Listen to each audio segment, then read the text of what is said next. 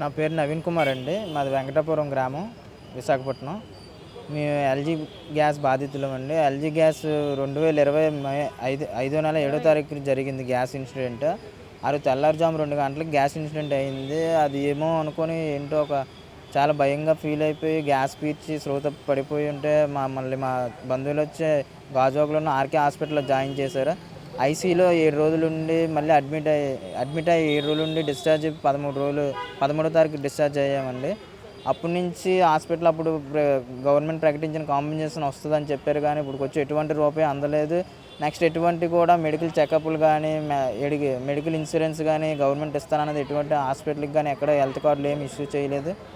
Health సంబంధించి చాలా బాధపడుతున్నామండి. ఆవేశం రావడం, ఊపిరి పీల్చుకోవడం చాలా కష్టంగా ఉండడం, ఎప్పటికప్పుడు తల తిరిగినట్టు ఉండడం, కొంచెం పని చేసినా సరే అప్పుడు అంత ఎక్కువ పని చేసినా ఏమి అనిపించదు. కొంచెం పని చేసిన ఆవేశంలాగా వచ్చేయడం, పని చేయలేకపోవడం అవుతుంది. అందరికి బాధితులందరికీ అలాగే ఉన్నది అక్కడ. చాలాసార్లు కలెక్టర్ ఆఫీస్కి వచ్చి 2020 సంవత్సరం నుంచి ఆర్జీలు ఇస్తూనే ఉన్నామండి.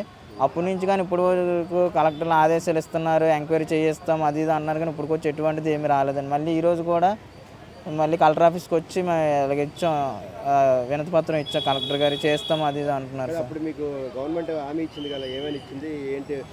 అంటే లాంగ్ టైం ట్రీట్మెంట్ ఇస్తాము, నయమయ్యమన్నారు. లాంగ్ టైం ట్రీట్మెంట్ ఇస్తాం, హెల్త్ కార్డులు ఇష్యూ చేస్తాం, సపరేట్ మల్టీ స్పెషాలిటీ హాస్పిటల్ పెడతాం అన్నారు సార్. మల్టీ స్పెషాలిటీ హాస్పిటల్ కాదు కానీ కనీసం వేరే హాస్పిటల్కి వెళ్ళి చూపించుకునే హెల్త్ కార్డు కూడా ఇష్యూ చేయలేదు సార్.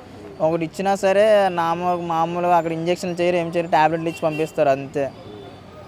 ఇప్పుడు ఎటువంటి ఇబ్బంది మీకు తీసుకుంటారు? ఇప్పుడు ఎటువంటి ఇబ్బంది పడుతున్నారు సార్? వాళ్ళు ఇచ్చిన హామీ ఏంటి? ఇప్పుడు మీకు పడుతున్న ఇబ్బంది ఏంటి సార్? ఆవేశం సార్, లంగ్స్ ప్రాబ్లం ఉన్నాయి చాలామందికి. గ్యాస్ పీల్చిన విక్టిమ్స్కి లంగ్స్ ప్రాబ్లమ్స్ వస్తాయి.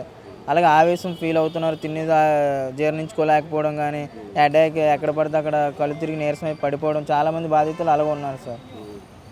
ఇప్పుడు మరి ఏమంటారు? ఇప్పుడు మరి ఇబ్బంది కదా, కంటిన్యూ కావాలి, ట్రీట్మెంట్ ఇస్తా ఉన్నారు కదా, మరి ఎందుకు చేయట్లేదు వాళ్ళు?